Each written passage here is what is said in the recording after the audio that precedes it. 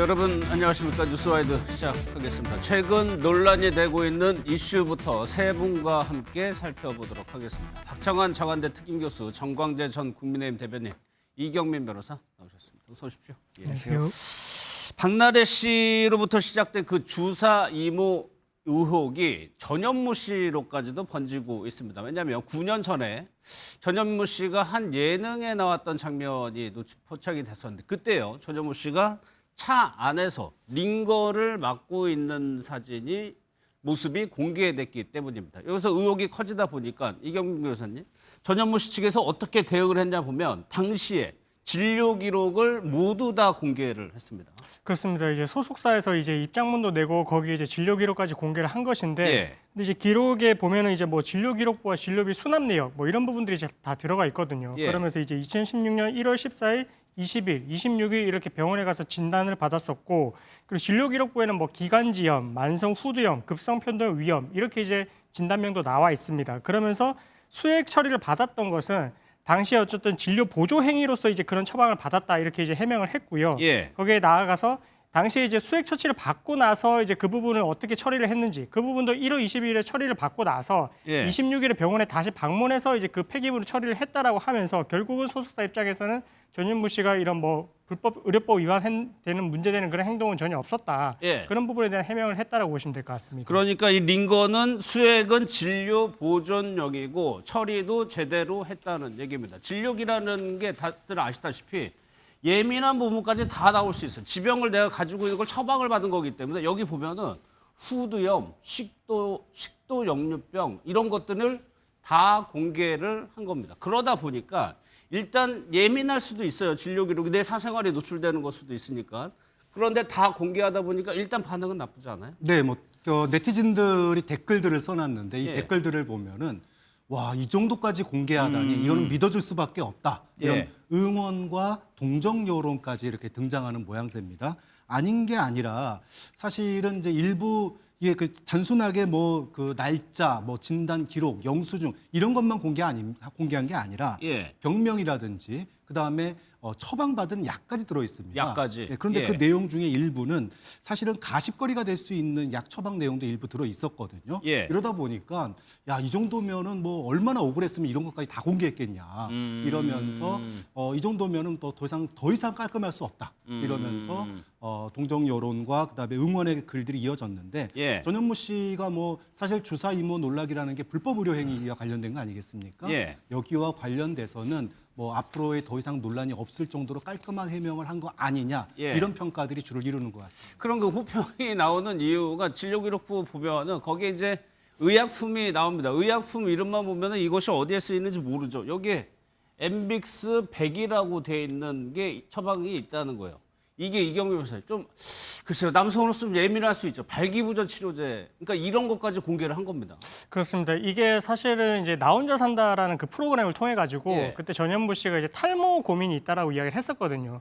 그래서 탈모 고민이 있다라고 했었을 때 그 일부 탈모약에 대해서는 그 성분 자체가 뭐 부작용으로서 이제 뭐 발기부전을 좀 가져온다. 예. 뭐 그런 이야기가 있다 보니까, 그래서 뭐 조심스럽지만 이제 그 진료를 받은 게 아니겠느냐 이렇게 조금 뭐 추측을 하는 그런 이제 이야기가 있긴 한데, 근데 일반화시킬 수는 없는 부분이고, 그렇죠. 어쨌든 그런 부분들이 이제 맞물리다 보니까 아, 전현무 씨가 저런 부분까지 공개를 한다고? 그래서 이런 부분들이 개인의 사생활도 될 수 있고, 결국 이제 본인의 의혹을 해명하는 과정에서 다른 진단명도 나올 수 있고 다른 진단 성분도 나올 수 있기 때문에 예. 그런 부분이 추가적인 논란이 될 수 있지만 그런 것도 감내하면서 이제 공개를 했다. 예. 그래서 그런 부분들에 있어서 네티즌들이 아, 그래도 정말 떳떳하기 때문에 그렇게 행동을 한 게 아니겠느냐, 좀 이렇게 입장을 보이는 것 같습니다. 예. 정광재 대변인 왜 웃고 계세요? 아니, 저는 사실 이 논란이 불거졌을 때 네. 전현무 씨가 진료 기록을 내면 된다라고 얘기를 했어요. 그러니까 실제로 논란이 됐을 때 네. 본인이 정말로 처방을 받아서 의사의 허락하에 링거를 맞고 네. 있었다라고 한다면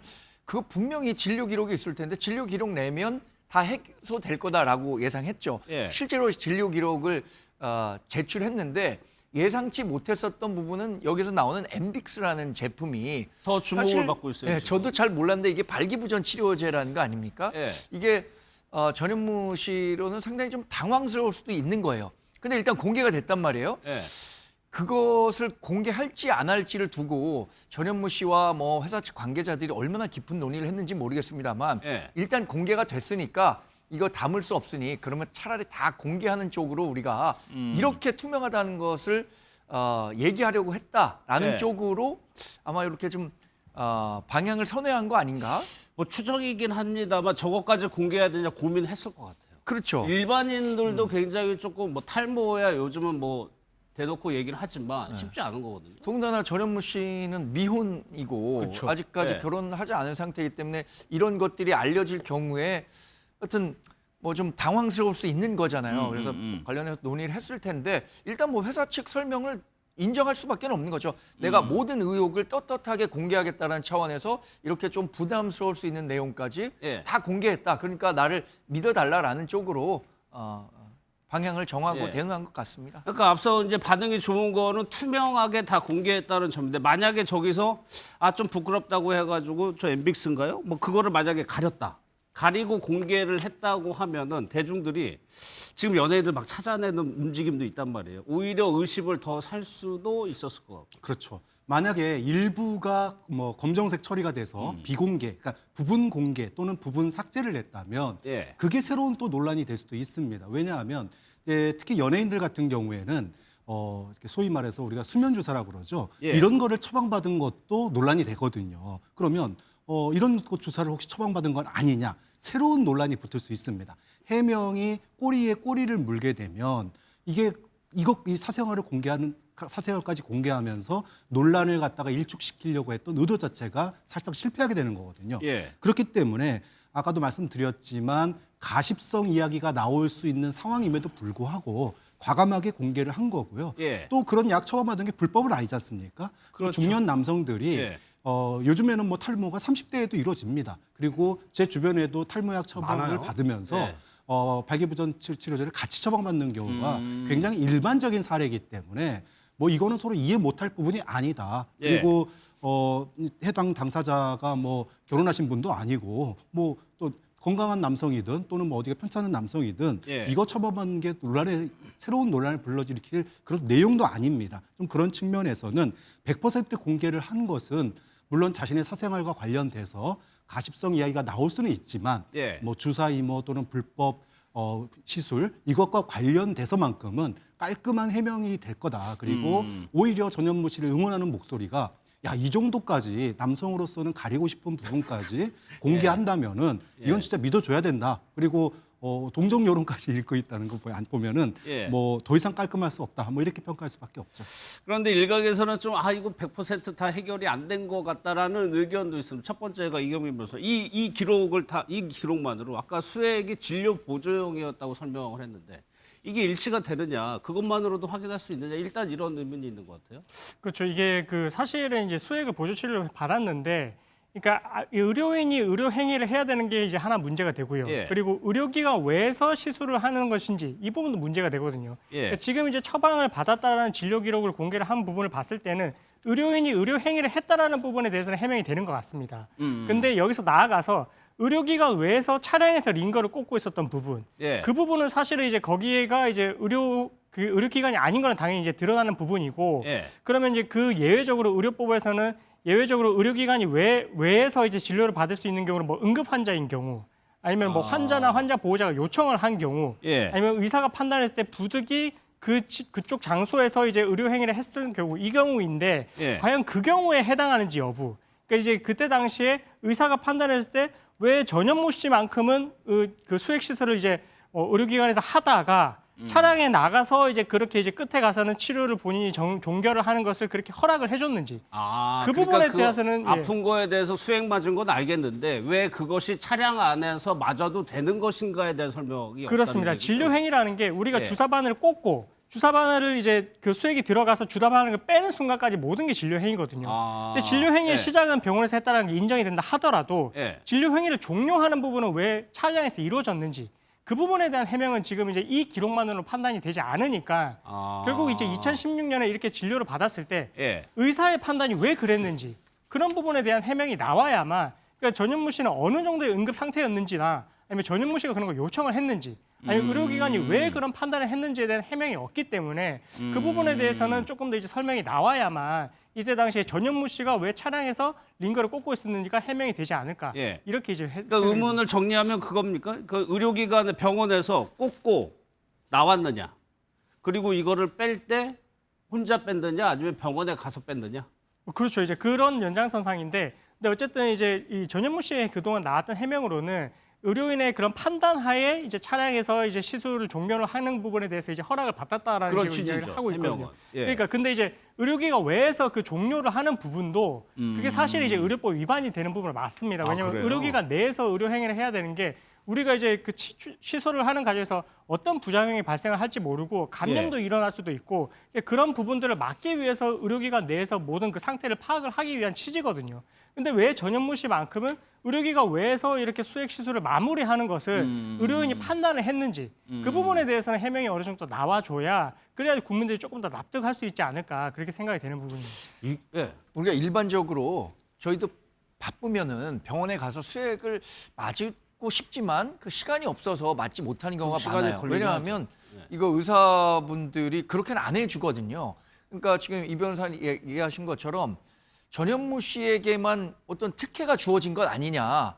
그게 실제로 의료법 위반이 될 수도 있거든요. 그러면 이것과 관련해서 책임은 누가 져야 하는가? 아마 병원에서도 이 책임을 져야 될 거예요. 이 부분과 관련해서는. 예. 그래서 그 부분과 관련해서는 물론 뭐 전현무 씨가 내가 정식 병원에서 이 처방을 받고 치료를 받았다라고 하는 것은 성공했는지 모르겠어요. 입증은. 예. 그러나 그것이 그 의료기관 밖에서 수액을 맞았던 것은 분명한 뭐 불법 소지가 있기 때문에 예. 이 부분까지 엄격하게 적용하게 된다면 뭐 의사 당시에 치료를 했던 병원이나 치료를 받았던 전현무 씨나 법적 처벌에서 완전히 자유로울 수는 없을 거다라고 예. 많은 분들이 얘기를 하시더라고요. 그럼 이 변호사 어때? 지금 정광재 대변인이 얘기한 부분이요. 병원한테도 책임을 물을 수가 있는 겁니까? 그렇죠. 이제 병원에서 이제 이런 시술 부분이 의료기관 외에서 이루어졌을 때는 이 부분에서 벌금 500만 원 이하의 처벌을 하고 있거든요. 아, 그래요? 근데 이제 문제는 이 공소시효가 문제가 있습니다. 아, 2016년에 9년 전이라고 했죠. 그렇습니다. 2016년에 있었던 일인데 이게 공소시효가 사실 이제 5년이기 때문에 이미 공소시효가 지난 사건이라서 처벌까지는 어렵지만 예. 그래도 전현무 씨가 이제 공인의 지위에 있기 때문에 과연 이 부분이 이제 어떤 방법을 통해서 어떤 경위를 통해서 이 차량에서 시술이 이루어졌는지에 대해서는 처벌 가능성은 배제를 해놓고 적어도 이제 납득할 수 있는 해명은 나와야만 그게 공인으로서의 책임과 의무가 아닌가. 그래서 그런 부분들에 대해서 우리가 조금 더 납득할 수 있는 그런 부분의 입장이 조금 표명이 돼야 되는 게 아닌가. 예. 그래서 이제 그런 부분이 조금 이 반쪽짜리 해명이 그래서 이제 그런 이야기가 나오고 있는 게 아닌가 좀 그렇게 추정하고 있습니다. 공소시효가 지나버려 가지고 수사 들어간다고 해도 뭐 처벌할 수 있는 건 아니고 도덕적으로 좀 이거 해결이 돼야 되는 문제인 거네요. 그렇죠. 근데 연장선상으로는 그런 것도 있을 수 있습니다. 예. 만약에 이제 의료인이 아니라고 한다면 그러면 영리를 목적으로 이렇게 처방을 했을 때는 보건범죄 단속법이라고 해가지고 그러면 이제 공소시효가 15년으로 늘어날 수가 있거든요. 근데 그 경우는 이제 의료인이 아닌 경우입니다. 예, 의료인이 예, 아닌 예. 경우에 시술을 했을 때 문제인데 그래서 이제 이 경우가 의료인이 시술을 했다라고 한다면은 아까 말씀드린 이제 벌금형에 그칠 테지만 예. 근데 공소시효가 지나서 처벌을 못한다 하더라도 우리 수사기관에서는 처벌이 되지 않는다 하더라도 이렇게 사실관계를 확인을 할 수는 있거든요. 그래서 아마 이제 전현무 씨 같은 경우도 공인이기 때문에 그리고 이제 고발도 접수가 됐기 때문에 실제 진짜 의료인이 맞았는지 그다음에 이제 뭐 이런 들여다보겠군요. 부분들에 대해서 예. 전반적으로 사실관계를 조사하지 않을까 그렇게 생각을 하고 있습니다. 전현무 씨는 어쨌든 적극적으로 의료 기록까지 다 공개하면서 해명을 하고 있습니다. 다음 내용은 쿠팡이 김범석 의장을 두고 유승준 씨가 오버랩된다는 의견도 나오고 있습니다. 공통점은 미국 사람이라는 건데 김범석 의장 얘기부터 한번 들어보겠습니다. 저는 7살 때 한국을 떠나서 한국에 직장 인맥도 없고 동문도 없습니다. 한국 시장은 세계적인 규모를 자랑하는 시장이에요. 쿠팡이 지금까지 성장해 올 수 있는 저렇게 빨리 성장해 올 수 있는 이유가 한국 시장의 무서운 규모, 무서운 속도 때문이죠. 미국 3억 인구로 따지면 거의 2억에 가까운 인구의 개인정보가 털렸다라고 했을 때 미국 의회에서 청문회를 열고 불렀을 때 김범석 의장이 어떻게 행동했을까요? 대한민국 법을 무시하는 겁니까? 쿠팡 사태가 터졌을 때 김범석 의장을 두고 미국 사람이었어? 라는 의견 그런 게 되게 많았었거든요. 그러니까 유승준 씨하고 비슷한 점이 많아요. 네, 어린 시절에 미국으로 갔다라고 하는 점이 공통점입니다. 예. 김범석 쿠팡 의장 같은 경우에는 만 6세 때 미국으로 갔고요. 이후에 미국 시민권을 취득하고 하버드를 졸업을 했습니다. 그리고 우리나라에 와서 창업을 한 게 쿠팡이고요. 예. 여기서 천문학적인 수익을 얻게 됩니다. 뭐 올해 연 매출만 따지더라도 50조 원입니다. 이런 기업이 없죠. 예. 또 유승준 씨 같은 경우에도 13살 때, 그러니까 우리로 따지면 뭐 초등학교 6학년, 뭐 고1, 중학교 1학년 요 정도쯤에 미국으로 가게 됐고요. 그리고 나서 한국에서 가수 데뷔를 했는데 정말 당대 최고의 인기를 구가를 했습니다. 그랬죠. 그런 점도 예. 공통점이고 둘 다 또 공통점이 또 하나 더 있는 게 이렇게 한국에서 어마어마한 당대 최고의 인기와 천문학적인 수익을 벌었음에도 불구하고 막상 의무를 지켜야 됐을 때 예. 어떤 문제가 생겼을 때 그때는 미국 시민권 뒤에 숨었기 때문에 예. 이렇게 데칼코마니 얘기가 나오는 거 아니냐 이런 생각이 듭니다. 국민적 비판이 그쪽에 가 있는 거예요. 국민이라면 당연히 해야 될 의무가 있어. 병역이 있고 납세 여러 가지 의무가 있는데 두 사람 다 혜택만 누리고 의무는 하지 않는 거 아니냐는 비판이거든요. 그렇습니다. 본질은 그렇다고 봐요. 예. 본인이 갖고 있는 혜택은 국내에서 다 누리고 반대로 져야 할 책임은 하나도 지지 않으려고 한다는데 비판에 초점이 있다고 봅니다. 사실 1990년대 유승준 씨가 데뷔할 때만 하더라도 일종의 교포에 대해서는 호기심도 있고 선망의 대상이기도 이미지가 하고 그랬단 괜찮았죠. 말이에요. 예. 그리고 뭐 영어를 잘했고 또 운동도 열심히 해서 몸이 좋았기 때문에 어쨌든 그것을 바탕으로 해서 우리 한국 국민들로부터 엄청난 대중적 인기를 받았죠. 또 하나는 대중을 좀 기망했다는 측면에서 더 괘씸죄가 있었던 거잖아요. 예. 본인이 병역의 의무를 충실히 이행하겠다라고 했는데 알고 보니 출국한 다음에 들어오지 않는다라고 해서 굉장히 실망을 많이 줬었죠.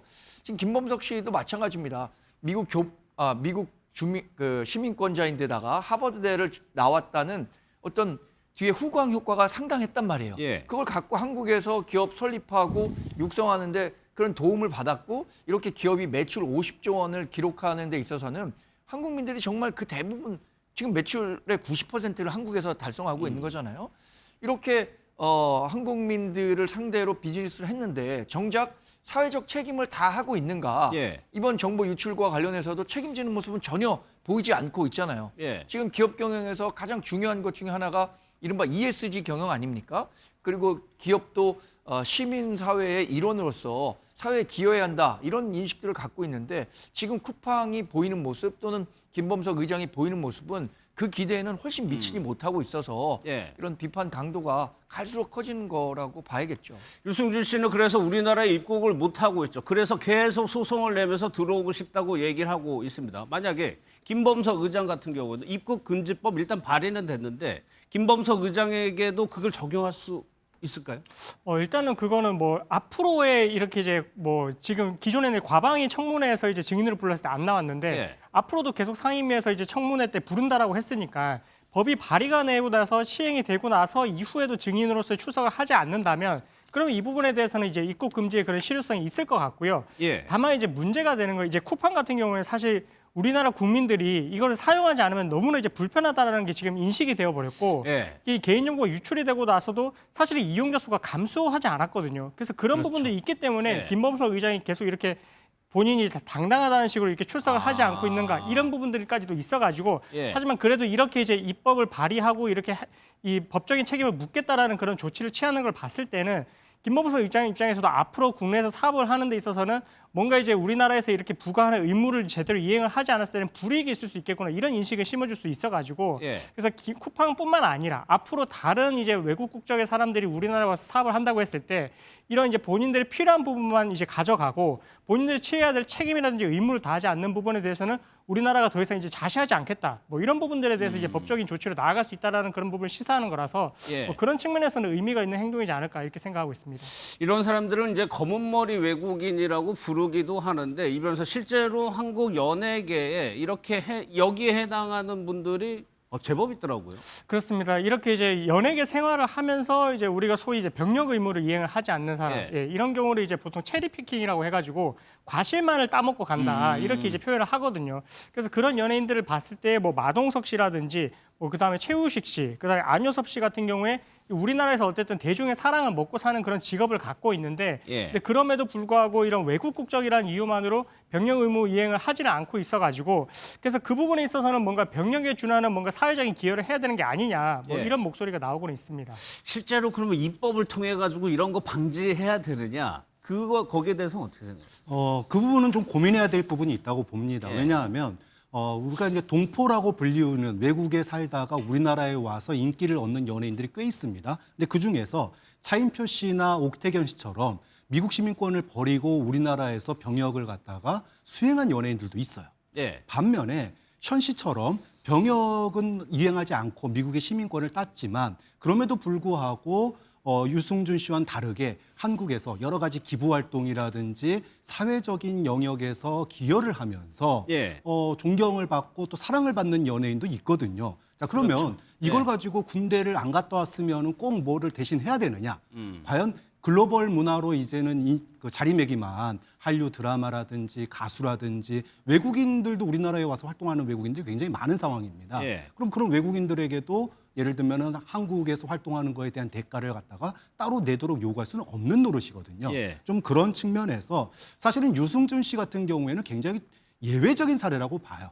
본인이 국민들에게 군대를 가겠다고 수차례 약속을 했음에도 불구하고 마치 시민권 뒤에 숨어서 도망간 그런 면이 있기 때문에 예. 그 부분 때문에 유달리 유승준 씨에 대한 우리 국민들의 시선이 차가운 거고 비슷한 사례긴 하지만 소위 말해서 앞뒤가 다르지 않고 또 국민들과 우리 국민들을 존중하면서 여러 가지 기부와 사회적인 기여를 하신 분들은 군대 다녀오지 않아도 사랑받고 애정받는 분들도 많거든요. 그렇기 때문에 꼭 이게 법으로 해결할 문제가 아니라 하나의 우리 국민들에 대한 존중 또 우리 국민들이 병역이나 납세를 하는 것에 대한 존경과 또 참여 이런 부분들이 함께 한다면 얼마든지 우리 소위 국민의 사랑을 받는 연예인으로 자리매김할 수 있기 때문에 예. 뭐 법의 문제가 아니라 우리의 이제 하나의 의식, 우리 글로벌 스탠다드에 맞춘 이제 우리 대한민국만의 연예인이 아니거든요. 예. 전 세계의 연예인이기 때문에 한국에 대한 애정과 존중을 충분히 표시한다면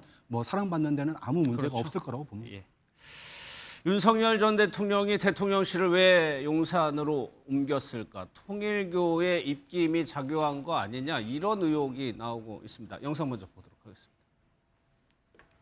대통령 선거 과정에서 제왕적 권력의 상징인 청와대를 국민께 돌려드리겠다고 약속했습니다.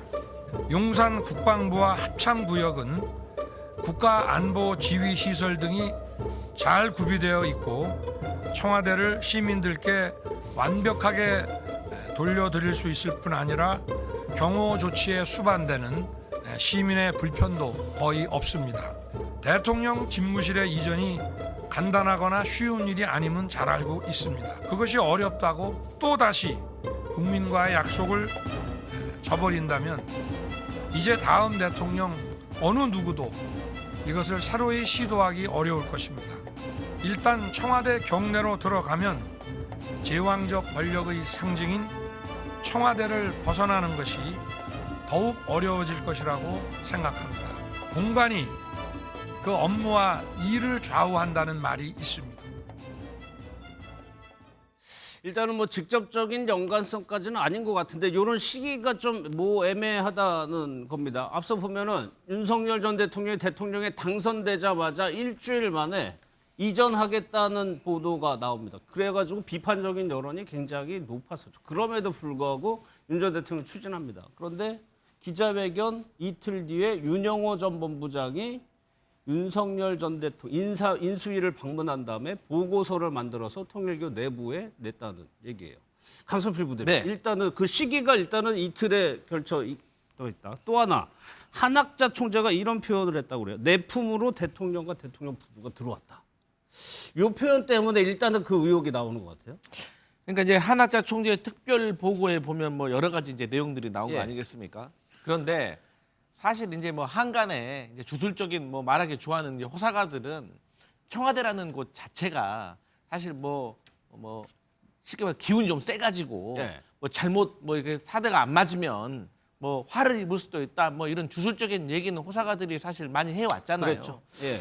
그런데 이제 윤석열 전 대통령과 그 부부는 사실 이런 주술적인 것에 대해서 생각보다 많이 신경을 썼던 것 같아요. 그래서 사실 한학자 총재와 관련된 이 스토리 말고도 예. 당시에도 뭐 이 천공 스승이란 분이 뭐 정법 강의 보면 또 이런 얘기 나온다고 그렇죠. 그런 얘기 해가지고 많았죠. 예. 사실 꼭 한학자 총재 말고도 이런 주술적인 내용 때문에 청와대가 아닌 용산 대통령실로 나왔다라는 이제 정가의 설들은 많았거든요. 그런데 이러한 것들이 이번에 당시에는 국민의힘에서 말도 안 된 것이다. 뭐 그런 말을 하냐 공격을 많이 했었죠. 예. 그런데 이렇게 좀 객관적인 증거로 이렇게 나와버리니까 예. 저는 참 국민의힘도 좀 머쓱하겠다. 좀 그런 생각은 좀 듭니다. 실제 특별보고 여기 보면은 용산 이전에 대해서 참 어머니의 의중을 전하고 굉장히 기뻐했다. 그러니까 한 총재가 내 품으로 들어왔다. 이렇게 얘기했다는 내부 문건이거든요. 조영술 대변인 어떻게? 저는 일종의 이건 거의 소설같이 이어지는 부분이라고 보고 있는데요. 그 윤석열 대통령이 이제 용산 이전, 그러니까 청와대를 벗어나는 문제는 후보 시절부터 있었던 일이고, 그리고 인수위가 처음 시작될 때부터 이제 그 팀이 아예 있었습니다. 이전 프로젝트 팀이 있었고, 그렇죠. 예, 그리고 그걸 이전하는 과정에서 이분이 왔는지 안 왔는지는 모르겠지만 통일교에서 이거에 대해서 뭐 동의한다 정도일지는 몰라도 예. 이 통일교가 여기에 영향을 미쳤다라는 건 저는 그날 하나의 썰이라고 보고 있고요. 또 하나는 그 당시에 뭐 무슨 뭐 법사가 어떻게 영향을 미쳤니, 뭐 풍수지가 영향을 미쳤니 별의별 소리가 나왔는데 예. 전 당시 저도 인수위에 근무를 했었거든요. 아, 실제로 그랬어요? 인수위에 근무하면서 보면은 애초에 그 대통령실을 이전하면서 청와대를 어떻게 국민들한테 돌려주고 거기를 어떻게 하면 이제 그 지역이 이제 청와대가 빠지면서 지역 상권이 무너지기 때문에 어떻게 하면 거기를 네. 그 역사 문화지로 이렇게 재생할 것인가 이런 논의들이 실제로 있었습니다. 그렇기 때문에 이 이전 논의를 인수위 때 와가지고 누가 영향을 미치는 문제가 아니라 네. 구체적으로 이미 그렇게 진행이 됐었던 부분들이 있어서 이러한 것들을 가지고 어디에 뭐 내가 누구를 만나고 와서 내가 옮겼지 하는 그러한 호사가들의 말을 하나의 그러한 정론같이 이야기하는 것 자체가 좀 이게 희화화될 수 있다. 대통령실 이전 자체가. 예. 그리고 특히 대통령실 이전이라는 게 종교단체 하나가 그냥 할 수 있는 게 아니라 특히 용산으로 가는 경우는 거기에 이제 그 우리가 주한미군하고 이제 한미동맹 상징 지역이기도 하고 이제 군사적으로도 굉장히 중요한 것 아닙니까? 예. 그렇기 때문에 그냥 단순하게 누가 말해가지고 쉽게 옮길 수 있는 것은 아니다라는 말씀드리겠습니다. 예. 대통령과 대통령부라는 표현이었군요. 저는 이거 못한 줄 알았는데 그러니까 대통령실을 한학사 총재는 대통령부라고 이제 표현을 한 거예요. 근데 저는 여기서 더 주목되는 거는 윤 전 대통령을 예방했다는 거예요. 그러니까 대통령이 당선이 되고 일주일여 만에 윤 전 대통령을 대면했다. 당선인 시절이 사실 권력이 제일 센 시절 아닙니까? 맞습니다. 예. 사실은 뭐 대통령이 어떤 결정을 할 때 나 때문이야, 내가 영향을 미쳤어 예. 이렇게 얘기하는 사람들 굉장히 많습니다. 그런데 사실은 여기 우리가 공통점을 눈여겨봐야 되는데 예. 뭐 나 때문에 뭐 용산으로 옮겼어 또는 뭐 내가 영향력을 미쳤어라고 얘기하시는 분들 가운데 예를 들어 통일교도 지금 그런 얘기 아닙니까? 내부적으로 홍보를 한 거예요. 예. 자, 내가 우리 용산에 지금 통일교 서울 본부가 있죠. 또 세계일보도 거기 있고요. 또 뭐 각종 시설들 많습니다. 자, 그러다 보니까 용산으로 왔단 말이에요. 그럼 통일교 내부에서는 봐라, 우리가 대통령에게 영향을 미쳐서 또 우리 품으로 왔다라고 얼마든지 얘기할 수 있는 거고 네. 또 하나는 아까도 뭐 무슨 뭐 스님이니 뭐 법사니 이런 얘기했는데 예. 그분들도 그런 얘기 비슷한 얘기를 했어요.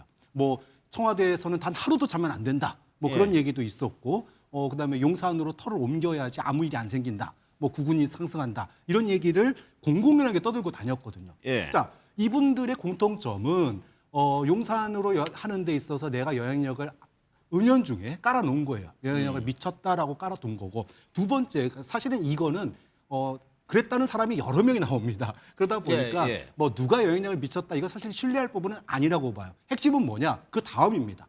그 정도로 난 대통령하고 가까운 사람이야.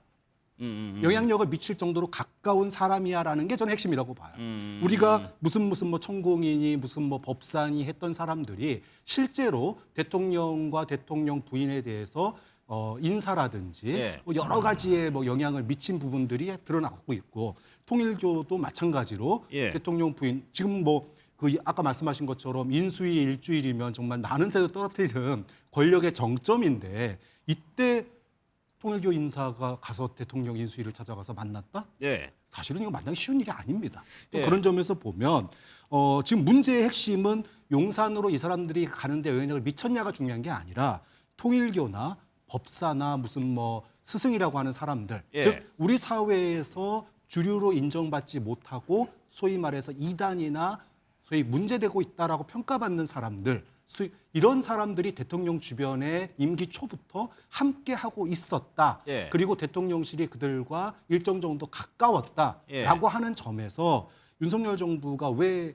이후에 정말로 국민들로부터 멀어질 수밖에 없는지 첫 단추가 잘못 깨진 거 아니냐라는 예. 얘기를 들을 수밖에 없는 그런 상황이 있다라는 거죠. 그러니까 말씀하신 대로 이걸로 확인할 수 있는 거는 통일교 아무튼 윤영호 씨가 대통령 권력과 굉장히 지근거리까지 다 갔다는 거고 여기에 윤 전 대통령이 그런 표현을 했다고 보고서에 써져 있는 게 국가 프로젝트를 맡기겠다라고 얘기를 했다는 거거든요.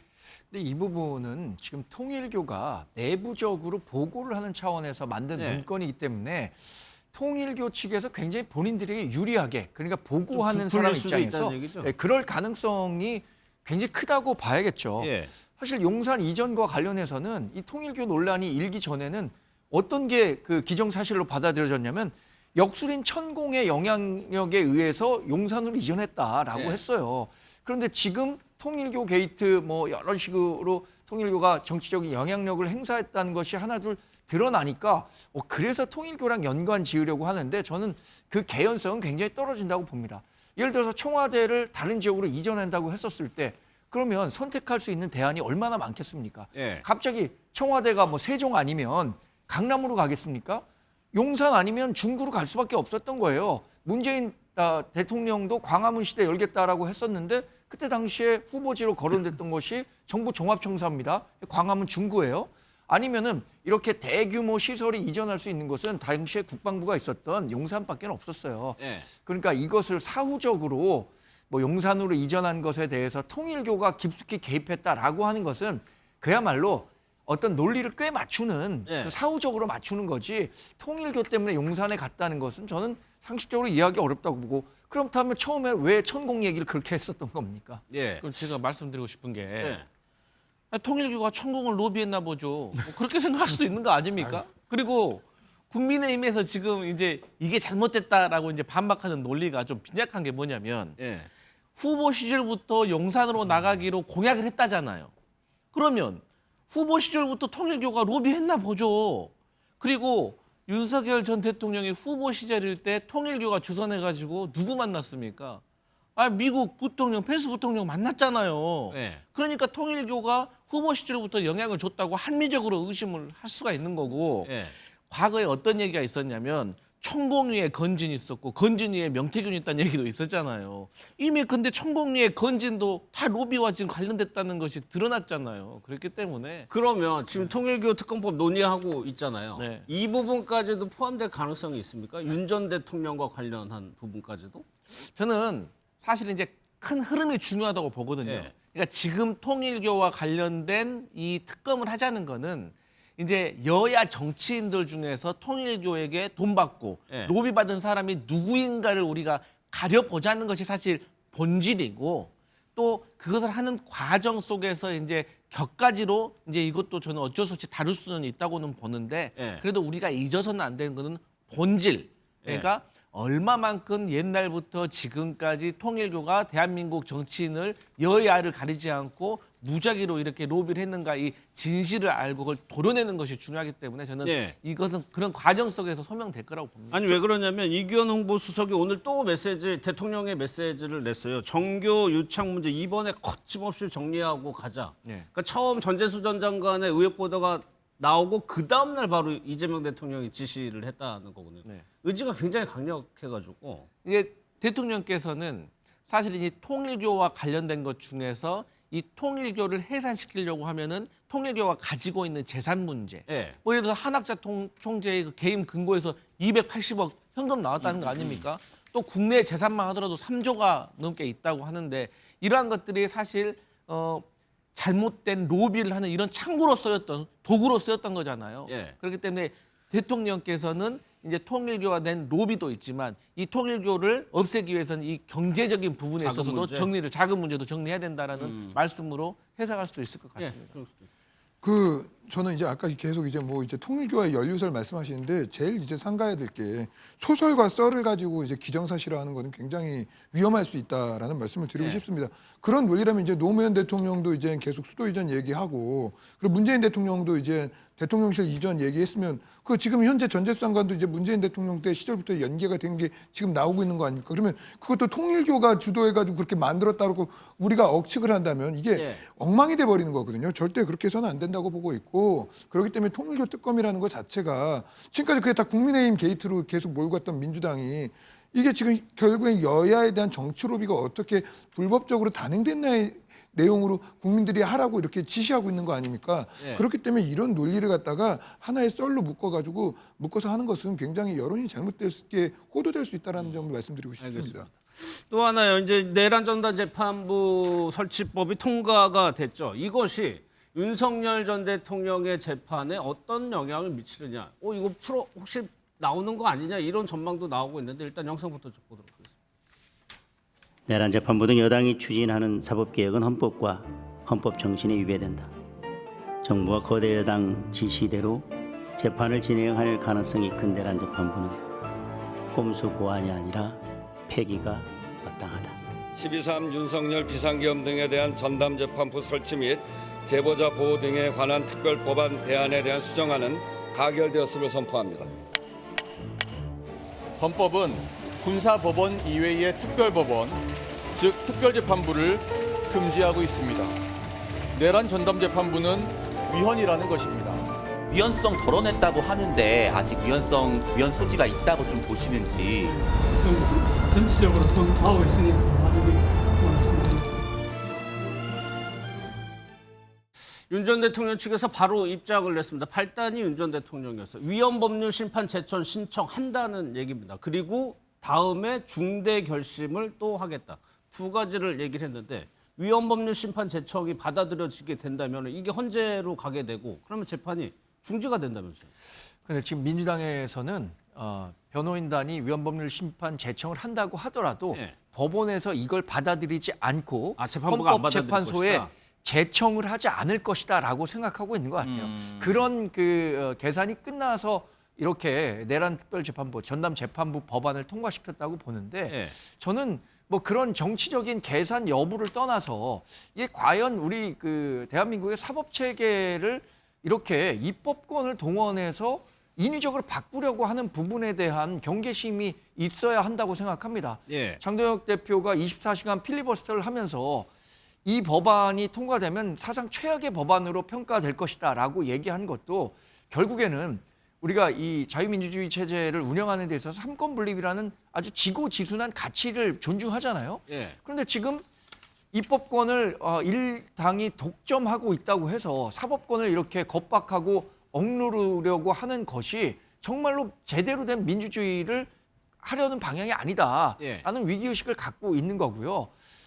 어제 이제 윤석열 대통령 변호인 측이 위헌 법률 심판 제청을 하겠다고 했어요. 또 하나는 이재명 대통령이 거부권 행사해야 한다라고 했는데 저는 앞부분만 얘기하시고 두 번째 것은 그냥 국민의힘이나 이런 보수 의견에 맡겼으면 어떤 생각을 그랬으면 어땠을까 생각합니다. 이게 윤석열 대통령 측 변호인단이 이 얘기를 하니까 오히려 이재명 대통령이 이거 검토하다가도 외통수에 걸려서 그 거부권 행사는 아예 할 수 있는 방법이 없어지는 것 같아서 변호인단 측이 그 얘기까지 한 것에 대해서는 상당히 안타깝게 생각합니다. 사실 방점은 이거는 뭐 당연히 예상했던 거고 요 중대 결심이 이 부분인데 일단 먼저 강선필 부대변인께 지금 얘기한 거 재판부가 받아들이면 헌재로 가야 되는 거잖아요. 이거 당연히 알고 있었을 거 아니에요. 민주당. 근데 이제 그런 가능성이 높은 게 뭐냐면 지금 이제 대법원에서도 예규를 만들었잖아요. 쉽게 얘기하면 지금 민주당의 내란 전담 재판부 설치 관련된 개정안하고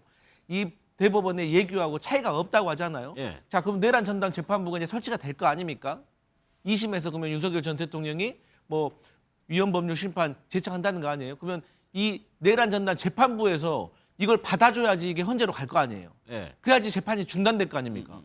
근데 내란 전담 재판부가 내란 본인들이 지금 위헌이라는 것을 인정하고 보내겠습니까? 그러니까 지금의 직위원 재판부라고 하면 그럴 수가 있겠죠. 그러면 그렇기 때문에 그럴 가능성은 없고 그렇기 때문에 재판이 중단된 일은 없고 만약에 재판부가 그 제청을 안 받아준다고 하면 윤석열 전 대통령 측에서 그냥 헌법소원을 낼 수가 있잖아요. 하지만 그때는 재판이 중단되지가 않아요. 그렇기 때문에 윤석열 전 대통령과 관련된 이 재판이 지연될 가능성은 매우 낮다. 하지만 아주 낮은 가능성으로 그야말로 안면몰수 해버리고 이 내란 전담 재판부에 이 배정된 이 판사들과 관련해 가지고 윤석열 전 대통령의 본인의 변호인을 그들과 죄척 사유가 있는 사람으로 선임을 해버려 가지고 예를 들어서 지연을 시키려고 할 수 있는 그야말로 좀 안면몰수를 할 가능성도 있긴 하지만 그렇게까지 하면 정말 여론 더 안 좋아질 것이기 때문에 그렇게 하진 않을 것 같습니다. 그러니까 그 저 중대 결심이 뭐냐는 게 강성필 부대변이 얘기한 방법도 하나 있을 수 있고 박찬원 교수께서 뭐라고 좀 예상하세요? 저 얘기를. 뭐 가장 쉽게 생각할 수 있는 거는 재판 거부, 뭐 그리고 또는 변호인단 총사퇴, 뭐 요 정도가 그리고 뭐 본인 우리 흔히 얘기하는 뭐 단식 투쟁, 뭐 이런 정도가 그러니까 그 전에도 뭐 이제 예를 들어 특검이라든지 검찰 소환에 대해서 불응했었잖아요. 그러다가 여론에 밀려가지고 수사에도 응하고 있고 지금 재판에도 잘 나가고 있지만 이제 소위 말해서 내란 재판 전담 재판부가 만들어지게 되면 여기에 대해서는 나 이거 인정 못한다. 그리고 위헌법률 심판 받아줘라. 안 받아주면은 나 법원 안 나가겠다. 그리고 재판 변호인들도 일괄 사퇴하고 뭐 예를 들면 단식 투쟁하겠다. 뭐 요 정도 선이 가장 이제 상식적으로 생각할 수 있는 선이 아닐까. 그런데 지금 이제 사실은 앞서 법률적으로 소위 말해서 2심 재판부가 그것이 내란 전담 재판부 법에 의해서 설치가 됐던 아니면 대법원의 예규에 의해서 지금 대법원에서도 2개의 형사 재판부를 지금 새로 만들고 있거든요. 그러면 결국은 이름만 서로 다르게 부를 뿐 본질은 똑같아요. 그런 점에서 이게 이제 안 받아들일 가능성이 높다. 그러면 결국은 윤 전 대통령 측에서는 재판 거부로 갈 가능성이 가장 높지 않을까 생각이 듭니다. 알겠습니다. 근데 이 중대 결심과 관련해서는 사실 전례가 있습니다. 박근혜 전 대통령이 국정농단 재판 받을 때 박근혜 대통령 변호인단이 중대 결심할 수도 있다라고 했었을 때 선택한 카드가 변호인단 일괄 사퇴였어요. 일괄 사퇴를 하면 이제 국선 변호인을 선임해야 하고 그러면 그 절차가 진행되는 기간 동안에 계속해서 재판이 지연되는 거거든요. 아마 그런 부분을 얘기하고 있는 것 같은데 그래서 저는 여러 가지 부작용들을 지금 내란 전담 재판부 법안이 갖고 있거든요. 그러니까 이재명 대통령이 이 부분에 대해서 이게 내란 전담 재판부가 민주당 입장에서 보면 강성 지지자들의 입장을 대변할 수밖에 없기 때문에 등에 떠밀려서 할 수밖에 없었던 법안이에요. 그럼 민주당 그 대표는 민주당 지지자들을 보고하는 정치를 해야 하니까 그럴 수 있다고 생각하는데 대통령은 민주당 지지자뿐만 아니라 대통령 국민을 전체로 대표하는 사람 아닙니까? 그런 측면에서 본다면 사법권에 대한 존중 차원에서 자 여기까지 이야기는 잘 들었지만 이제 대통령이 거부권을 그래도 대통령으로서 기존 사법 체계를 존중한다. 내가 삼권 분립. 대통령 선서할 때 뭐 합니까? 국가를 보유하고 헌법을 준수한다고 돼 있잖아요. 그런 측면에서 거부권을 행사하면 저는 이재명 대통령이 훨씬 더 뭐 국민적인 평가는 좋아질 것 같아요. 근데 그런 말씀을 하시려면 민주당이 야당일 때 법안을 막 몇 개를 거부권을 행사하셨어요.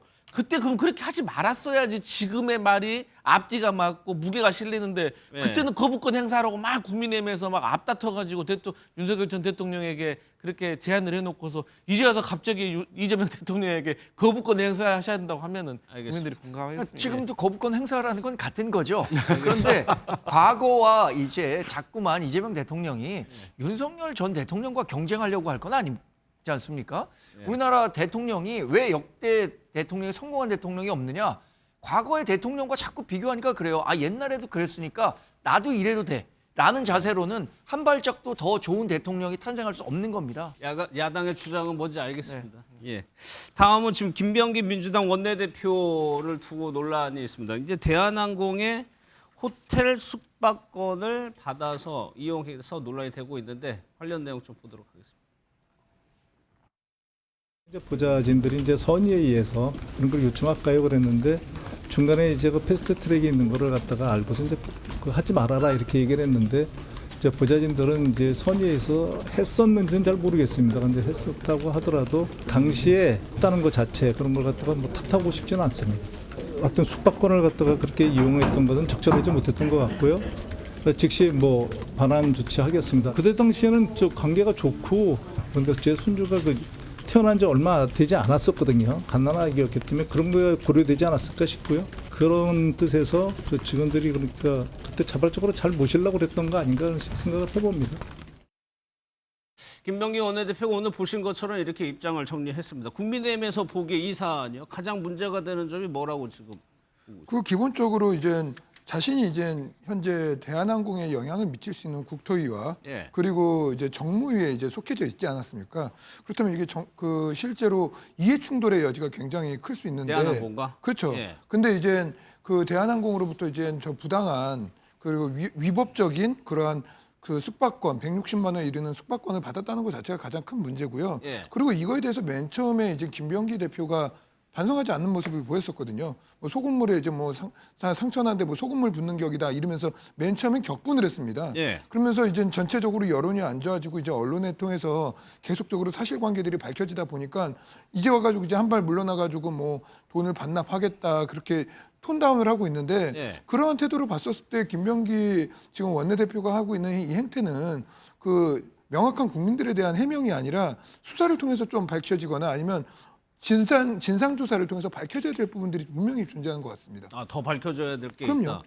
그 논란이 된 대목이 그 금액 관련 부분인데 투수권이라는 표현이 나오고 로얄 스위트라는 표현이 나오고 이게 당연히 이제 금액이 다를 텐데 160만 원이나 30만 원 정도인 거냐를 두고 투수권을 로얄 스위트룸으로 바꿨다는 얘기인가요? 이게? 네.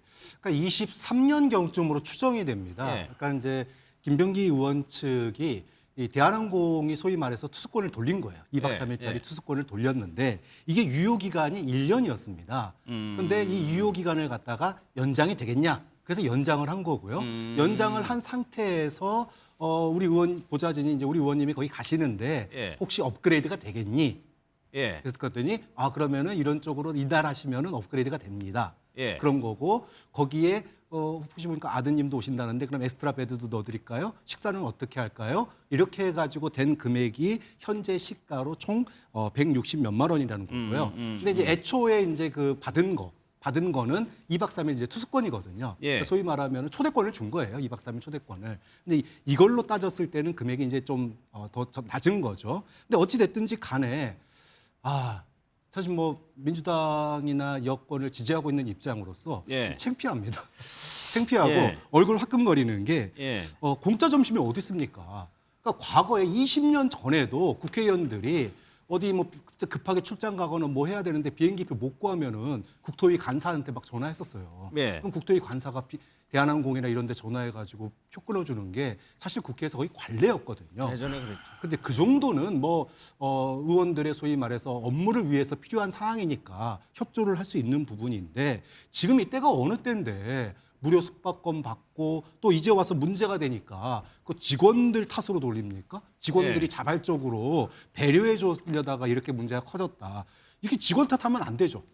직원들을 지휘 감독하는 건 바로 국회의원인 본인 아닙니까? 예. 그럼 그런 점에서 내용도 부적절하고 대처도 부적절하고 답변도 부적절하고 모든 게 다 부적절해요. 좀 그런 점에서는 과연 이런 상태로 지금 뭐 쿠팡 문제도 아직 해결이 안 됐는데 예. 이런 상태로 원내대표 계속 할 수 있겠냐 걱정된다. 예. 이거 진짜 이렇게 계속 연일 언론으로부터 두들겨 맞고 국민들로부터 소위 말해서 역시 특권 계급이구나 이런 눈초리를 계속 받을 바에는 예. 원내대표 내려놓고 이거 해명해야 되는 거 아니냐. 예. 그런 생각마저 여기 저게 조금만 더 보완을 한다면 이제 청탁금지법 관련해서 이제 뭐 그 자신의 이제 소관 업무와 관계없이 100만 원이 기준이라는데 이 부분은 이제 완전히 해당이 되는 거잖아요. 특히 2020년부터 2024년까지 대한항공하고 아시아나항공이 인수합병이 진행되고 있던 과정이었고 예. 그 중심에 이제 여권의 중진으로서 핵심적인 역할을 하는 국토위와 정무위 소속의 의원이었었고 그렇기 때문에 그는 금액의 문제를 넘어선 것이고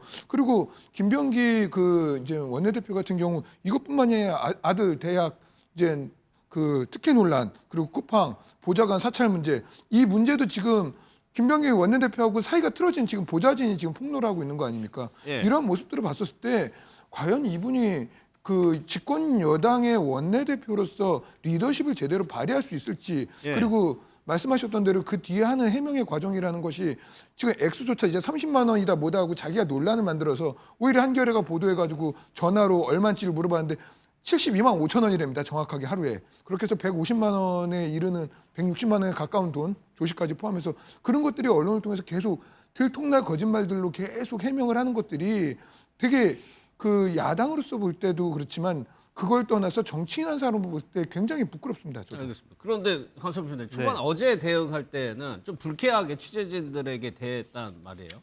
그러다 오늘 영상 보면 어쨌거나 적절하지 못했다 모든 것이라고 이제 좀 바뀌었거든요. 이 사이에 무슨 일이 있었습니까? 그야말로 이제 민주당 내에서도 여론이 안 좋아지고 우리 박찬환 교수님 말씀하셨던 거 제가 옆에서 쭉 들어보니까 예. 틀린 말이 없어요. 그러니까 당연히 본인도 느끼겠죠. 그래서 어쨌든 지금 현재 상황으로 봤을 때는 저는 사실 이게 사실이라면 예. 상당히 이제 부적절한 것이 맞죠. 그런데 더 문제는 뭐냐면 사실 이게 이제 우리 국민의힘 대변인께서도 말씀하셨지만 안 좋게 사퇴를 한 이 보좌 직원이 계속해서 지금 폭로가 이어지고 있는 것 같아요. 그렇기 때문에 사실 저는 김병기 원내대표가 과거 국정원에서 근무할 때 뭐 인사 업무를 주로 하셨던 분이라고 제가 들었거든요. 예. 근데 인사 업무를 이렇게 전문적으로 하셨던 분이 본인의 직원 관리를 잘못해가지고 이렇게 사건을 만들고 이렇게 논란을 또 키우고 이런 것이 예. 과연 이 어떤 국회의원으로서 직원 관리를 어떻게 했느냐에 대해서 비판을 면치 못할 수밖에 없고요. 예. 이 부분에 있어서는 하여튼 저는 그 순리대로 하는 게 맞다 그렇게 보입니다. 그러면 가족들이 뭐 공항 어디 하노이인가 갈 때 그 뭐 패스트트랙 이용했다 그런 의혹도 이 보좌진이 지금 폭로하는 건가요? 같은 그러니까 내용이에요? 저도 이제 보좌진 생활 뭐 10년 넘게 했지만 이제 같은 의원실에 속한 이 보좌 직원이 아니면 이런 정도의 내밀한 어떤 이렇게 디테일한 내용을 거. 알기가 어렵거든요. 그러니까 이제 또 한간에는 뭐 해명 들어보니까 뭐 그 본인의 뭐 며느리 되시는 사람이 뭐 따로 뭐 패스트트랙인가 뭐를 어떻게 조치를 해가지고 뭐 결국에는 받지 않았다라고 해명을 한 것 같은데 예.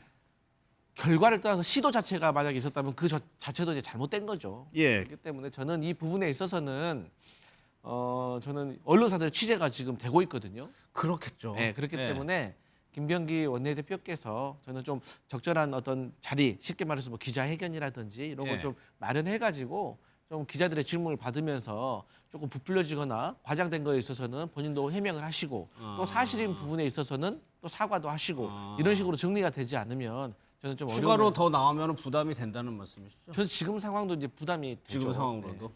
청과제 대변인도. 민주당이 지금 거의 170명 가까운 의원들이 있는 겁니다. 예. 근데 170명 가까운 의원들 중에 지금 김병기 원내대표의 논란이 하루 이틀이 아니고 한두 가지가 아닌데 이것에 대해서 침묵하고 있는 건 뭔가요? 삐뚤어진 동료애 아닌가요? 자기들의 원내 전체 의원을 대표하는 사람으로서 지금 김병기 의원이 자격이 있다고 생각해서 침묵하고 있는 겁니까? 조금 예를 들어서 설명했습니다. 김건희 여사 왜 지금 문제가 되고 있는 거죠? 뭐 돈 받고 매관매직했다. 그 권력을 갖고 어떤 식의 부정한 행위를 했기 때문에 재판 받고 있는 거잖아요. 네. 김병기 의원도 사실 그 김건희 여사와 김병기 의원이 갖고 있는 권력의 정도의 차이가 있었을 겁니다. 그래서 아마 받는 금액의 차이가 있었겠지만 똑같은 구조 아닌가요? 권력이 있는 사람에게 잘 보이려고 어떤 식의 혜택을 줬고 그 혜택의 결과에 따라서 기업들도 이익을 봤다. 이런 식으로 거의 본질이 같은데 김건희 여사에 대해서는 지금 뭐 정말 재판이며 뭐며 여론 재판이며 다 하고 있잖아요. 예, 근데 예. 김병기 의원에 대해서는 민주당에서 왜 침묵하고 있는지 모르겠어요. 본인들이 갖고 있는 양심이라는 게 있다면 저는 원내 의원들이 당신 이제 김병기 원내대표로서 자격 상실했다. 내려와라. 이런 얘기가 나와야 된다고 생각하는데 알겠습니다. 그렇지 않은 것도 상당히 개탄할 일입니다. 굉장히 부적절한 일이죠. 이거. 민주당으로서 여론 추이를 봐야 되겠네요. 저는 뭐 민주당이 너네가 김건희랑 다른 게 뭐니라는 얘기 듣기 전에 예. 결자해야지 된다고 봐요. 국민의힘이 지난 3년 동안 방탄 특검 거부권 행사 얼마나 많이 했습니까? 윤석열, 김건희 부부에 대한 여러 가지 의혹과 논란이 생겼을 때 그 그거에 대해서 수사하라, 조사하라, 관련된 특검법도 만들고 막 여러 가지 했는데 그거 다 거부권 행사하라고 했잖아요. 침묵이 아니라 적극적으로 국민의힘은 3년 동안 방탄으로만 일관했었습니다. 그러다가 정권이 무너졌어요. 그러면 이제 와가지고 국민의 힘으로써 국민 주권 정부가 들어선 건데 김건희가 했던 짓하고 똑같은 그런 욕을 먹을 수 있는 일을 한다라는 거는 있을 수 없는 일이죠. 좀 그런 점에서 김병기 원내대표가 이거는 뭐 스스로 결단을 해야 될 문제 아니라고 봅니다. 예. 다음은요. 어제 김근식 전 실장이 저희 방송에서도 잠깐 언급이 된 부분인데 친한계 인사죠. 근데 친한계로부터 좀 굉장히 비판을 받고 있는 것 같습니다. 그러다 보니까 또 한 번 한동훈 전 대표와의 러브샷이 나왔는데 영상 한번 보겠습니다. 내가 친한계라는 단어를 굉장히 불편해합니다. 우리가 뭐 한동훈 무슨 뒷고문이 따라다니고 한동훈 무조건 추종하고 한동훈 따라다니는 거 아니잖아요. 법적 책임이나 무슨 논리적인 싸움을 하자는 게 아니지 않습니까? 그건 뭐 한동훈 전 대표가 가장 탁월하죠. 그러나 정치 지도자로서는 정직이 최선의 무기라는 대중들의 국민들의 눈이 있어요. 눈이. 친한계 분들한테 욕을 먹겠지만 한동훈 전 대표도 당원 게시판 관련된 가족의 의혹에 대해서는 사실관계를 확인해서 명확히 유감 표명을 하고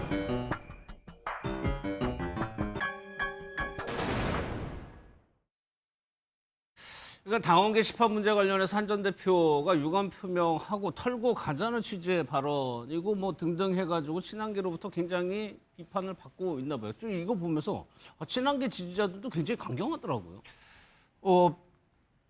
그런 것 같습니다. 제가 생각해도 김근식 위원장이 했었던 이야기에 대해서 필요 이상으로 과하게 대응했다라는 측면이 있을 것 같아요. 저도 뭐 현실 정치에서 친한계라는 평가를 받곤 합니다. 예. 그런데 그 정치적 지향점이 같은 것과 어떤 구체적인 인물에 대해서 맹종하는 건 다르잖아요. 예. 그래서 김근식 위원장도 저는 그런 맥락에서 얘기했다고 봐요. 본인과 정치적 지향점이 같기 때문에 동지적 관계지 내가 한동훈 전 대표를 맹종하는 관계는 아니다라는 측면을 얘기했는데 이 부분에 대해서도 아마 지금 한동훈 전 대표가 갖고 있는 정치적인 포지션이 굉장히 쉽지는 않은 상황이니까 예.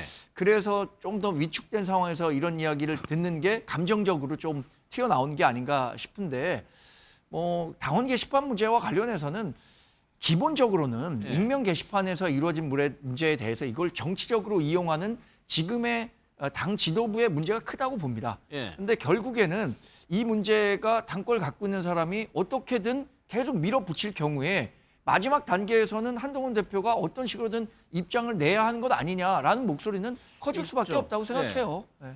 그래가지고 이제 김정혁 전 최고위원이 이제 김근식 교수한테 이제 핀잔을 좀 줬다는 겁니다. 그렇게 러브샷을 하면서 뭐 갈등을 봉합하려고 했는데 뭐 이걸 두고 똑같이 한번 잣대를 적용하면 친한계에서도 뭐 분열이 일어날까요? 이런 식의?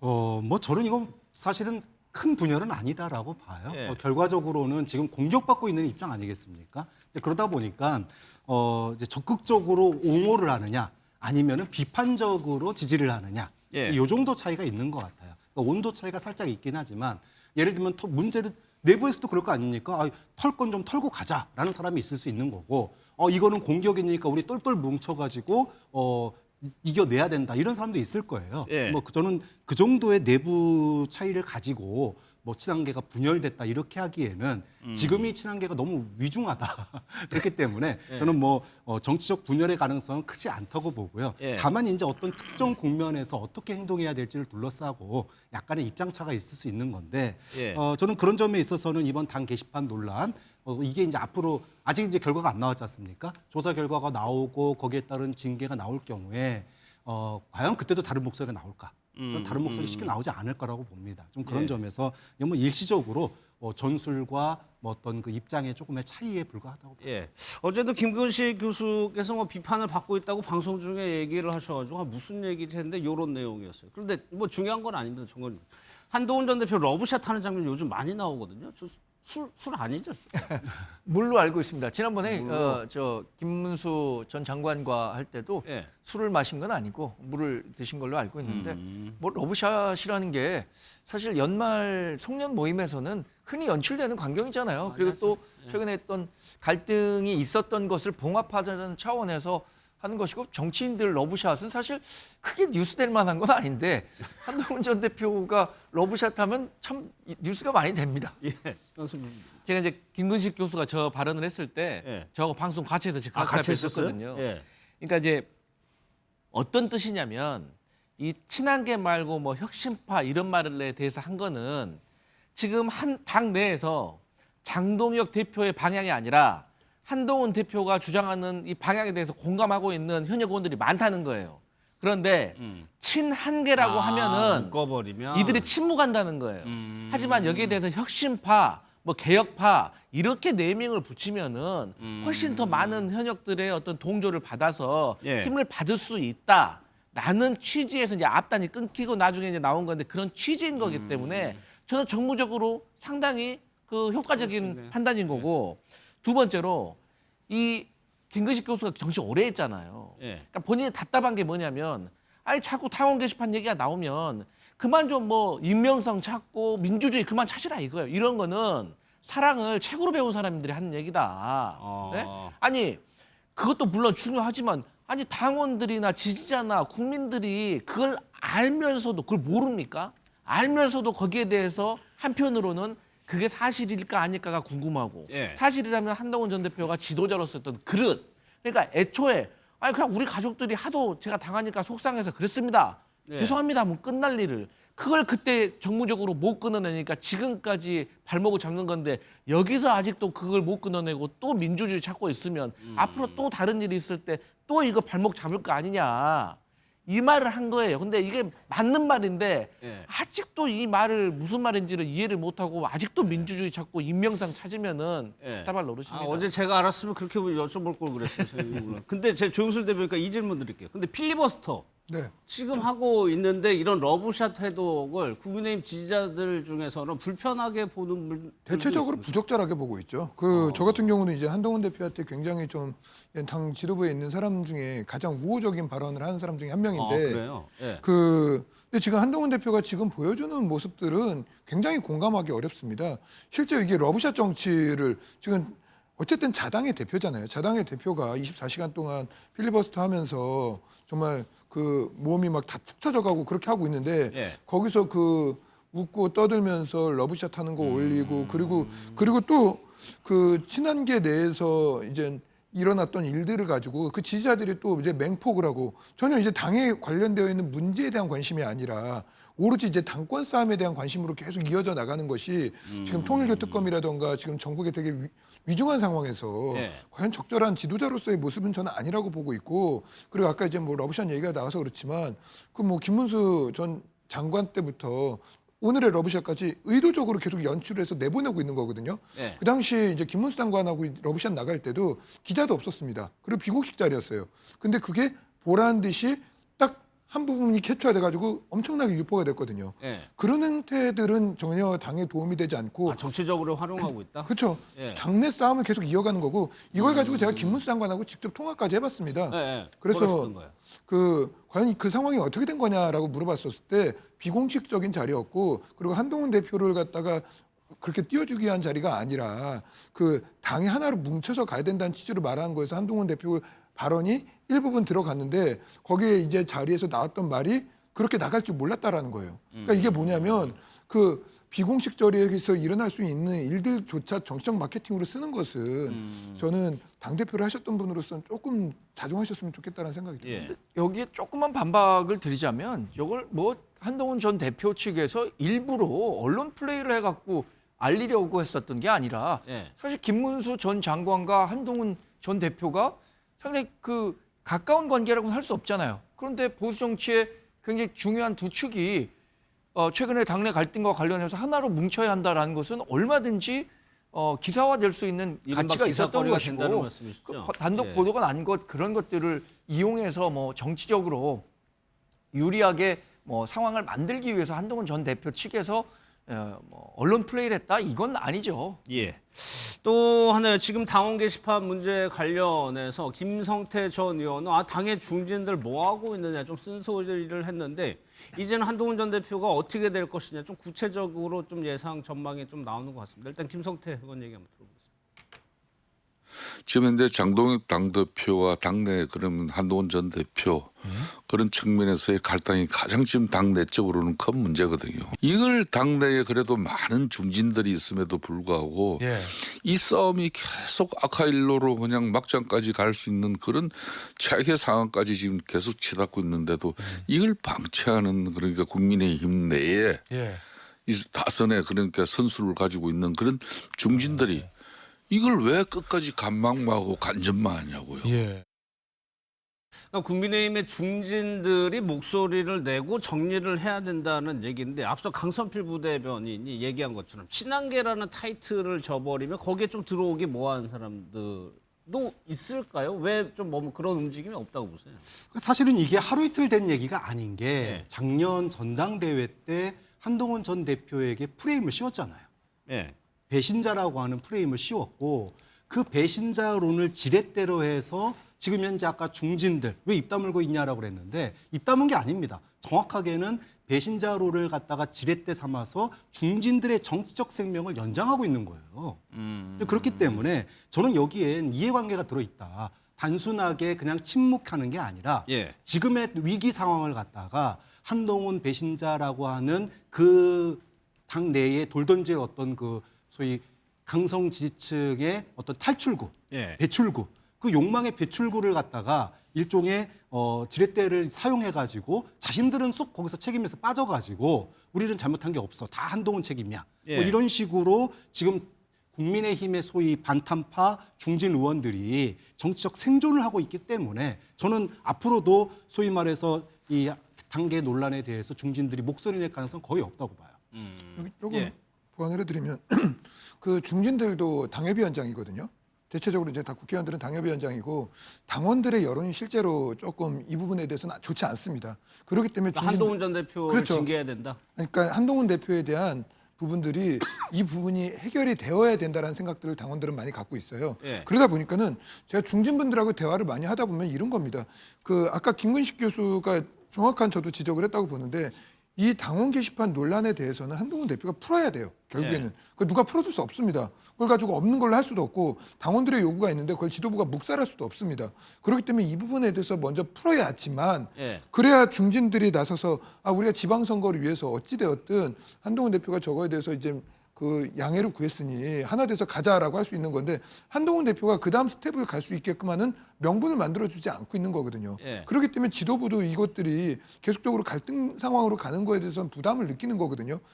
그렇기 때문에 이게 한동훈계다 뭐 혁신파다의 문제가 아니라 이건 당원들 전반적인 대다수에 대한 여론을 그 당에 있는 사람들, 소위 말하는 당직을 가진 사람들은 절대 무시할 수가 없습니다. 제가 두 분께 이 워딩 가지고 한 분씩 여쭤볼게요. 먼저 정광태 대변인께 이 부분 여쭤볼 거예요. 가처분을 내더라도 결국에는 당 나갈 것이다는 전망에 대해서 어떻게 생각하세요? 두 분 제가 다 잘 아는 분인데 두 분 의견에 제가 하나도 동감하지가 않습니다. 박성태 실장이 했던 한동훈 전 대표에 대한 탈당 권유가 나올 것이다.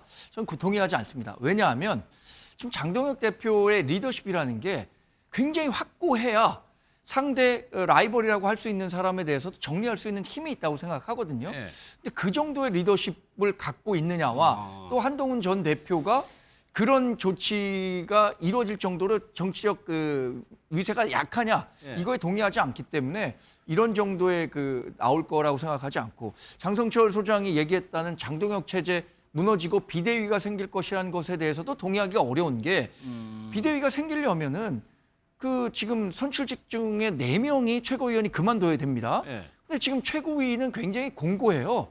생각외로 장동혁 대표를 지지하는 최고위원들이 많이 있습니다. 그럼 현실적으로는 원내에 있는 107명의 의원 가운데 거의 뭐 한 50명 이상이 장동혁 체제로는 선거 못 치르겠다.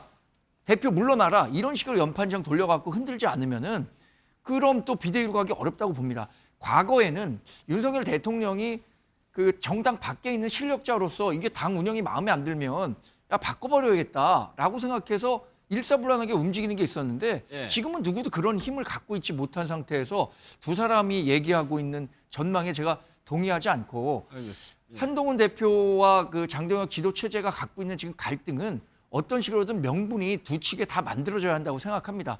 명분 없이 어느 한쪽이 일방적으로 수그리고 들어오는 그림은 있을 수 없다고 보거든요. 예. 그 명분은 저는 윤리위원회에서 뭐 한동훈 전 대표에 대해서 실제 윤리위에서 징계 강도를 결정할 때 소명 받을 거 아닙니까?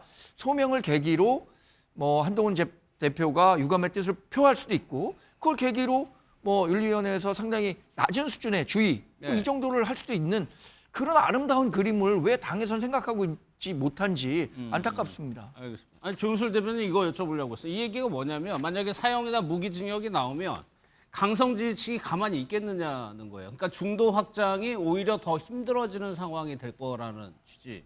뭐 저거는 저분이 지금 소설 쓰고 있는 거니까 우리가 판단할 수 없고요. 지금 뭐 내일도 모르는데 무슨 2월달 얘기를 저렇게 하고 그리고 아까 이제 우리 그 말씀하셨던 것 같이 네. 탈당 권유 저는 안 나올 거라고 봅니다. 탈당 권유 안 나올 그래요? 거라고 보고 있고요. 네. 모든 이제 윤리 판단은 전에 있던 그 징계를 기준으로 합니다. 그걸 했었을 때 우리가 생각하는 것 같이 생각보다 그렇게 높은 수위로 나오진 않을 거라고 저도 보고 있고 그리고 실제로 얼마 전 이제 뭐 여론조사 수치를 얘기하면 말을 해야 되니까 그 중도하고 보수를 상대로 해서 이제 의견을 물어봤었을 때 장동혁 지도부가 그대로 가는 것이 맞다라고 생각하는 여론이 실제로 많긴 합니다. 예. 그리고 당내에 있는 이제 원내라든가 최고위나 이런 데에서도 그 장동혁 지도 체제가 그 공고하게 유지되어 있고 또 특히 필리버스터 하면서 이번에 더욱더 공고해진 것 같아요. 그렇기 때문에 예. 저 두 분의 논리는 거의 뭐 성립하지 않을 것 같습니다. 두 분 다 별로 동의는 안 하시네요. 근데 그 부분에 대해서 네. 좀 한마디만 더 얹으면은 한동훈계라는 게 네. 저는 국민의힘 내부에서는 계륵이라고 봐요. 그러니까 지금 뭐 소위 말해서 한동훈계를 축출하고 뭐 장동혁 지도부가 들어설 것처럼 이렇게 많이들 얘기하는데 예. 저는 당 내에 두고요 계속 사골처럼 두들겨 팰 거라고 봅니다. 알겠습니다. 왜냐하면 지방선거 이후에 장동혁 지도부 어차피 비대위로 또 가야 돼요. 근데 그때 누군가는 희생양을 만들고 또 다른 중진들이 지도부로 나서야 될 텐데 만약에 당 바깥으로 쫓아내면 어떻게 비대위 만듭니까? 예. 그런 점에서 쉽게 그렇게 중징계하는 가능성은 그렇게 높지 않다고 봅니다. 예. 또 하나의 정치권에 이제 조국혁신당의 조국 대표하고 이준석 대표가 신경전을 벌이고 있습니다. 조국 대표의 이 주장을 두고 사과도 하고 사과를 거부하고 일단 어떤 발언인지 한번 들어보겠습니다. 저는 통일교 관련해서 여야 막론하고 정치인들의 이름이 거론되고 있지 않습니까? 예. 이준석 혁신당 대표는 뭐 물론 피의자는 아니지만 예. 피의자 또는 참고인으로 조사를 받고 있는 걸 알고 있는데 예. 통일교 특검을 주장할 자격이 있는지 좀 의문스럽습니다. 예. 저 발언이 이제 팩트가 틀렸다는 건데 강성필 부대변인. 네. 요즘 뭐 너무 많아가지고 헷갈릴 수도 있을 것 같긴 하지만 조국 대표이기 때문에 이게 의도적인 실수냐 아니면 진짜 실수한 것이냐. 저는 이제 뭐 의도적이었다고는 생각 안 합니다. 예. 왜냐하면 별 득템이 안 되거든요. 쉽게 말해 아, 타격감이 저렇게 별로 한다고 없어요. 하더라도. 예. 예. 그런데 그럼에도 불구하고 그래도 이제 이 이준석이라는 한 정치인에게는 그 중요한 문제가 될 수 있기 때문에 또 중요한 거는 법적인 어떤 사법 리스크와 관련된 문제이기 때문에 예. 공천 개입인지 뭐 통일교 로비인지 이건 좀 명확히 구분을 하는 게 저는 맞다고 보고 그 부분에 있어서는 조국 대표가 저는 좀 실수했다고 봅니다. 그렇기 때문에 이 부분에 있어서 사과를 하면 되는 건데 근데 이준석 의원이 이제 사과를 안 받는다고 제가 그러니까 좀 조국 대표가 보는데. 사과를 했죠 SNS상으로. 근데 이제 뭐 물론 이준석 의원도 기분 나쁘겠죠. 예. 근데 제가 찾아보니까 이준석 의원도 사실 말했다가 실수하고 말 번복하고 한 적 많거든요. 예. 최근에만 하더라도 공천 개입 지금 얘기 나와서 하는 말이지만 24년 10월 달에 본인의 SNS다가 아마 그 윤석열 전 대통령이 공천 개입한 거 나 몰랐다 뭐 이런 식으로 페북에 올린 걸로 제가 알고 있거든요. 근데 최근에 본인이 특검에다가 제출한 녹취록 보면은 몰랐던 겁니까 그게? 아니 윤상현 공관위원장 임명되면 하나하나 상해 드리겠다라고 한 게 예. 모르는 겁니까? 그러니까 정치인의 말을 이렇게 부메랑이 되어서 돌아오니까 저는 조국 대표가 진심으로 사과했다고 하면 이준석 예. 의원도 이쯤에서 받는 게 맞다 그렇게 봅니다. 그런데 이준석 대표는 사과를 받을 생각이 없는 것 같습니다. 그 얘기도 한번 좀 들어보겠습니다. 조국 대표가 거짓말을 많이 쳐가지고 감옥도 갔다 오시고 하다 보니까 교화가 됐는지는 모르겠지만은 법의 두려움은 좀 느끼는 것 같습니다. 그래도 사과를 받아주시는 걸로. 사과 형식이 좀 이상하긴 하던데요. 예. 사과를 받은 건지는 제가 뭐 의사 표명은 안 하겠습니다. 예, 조금 더 두려워하시라고. 예. 글쎄요, 그래서 사과를 했는데 안 받아줬어요. 그러면서 사과 형식이 이상하다. 그리고 또 감옥 얘기를 법의 두려움 이런 얘기를 했단 말이에요. 이준석 대표가 노리는 거는 네.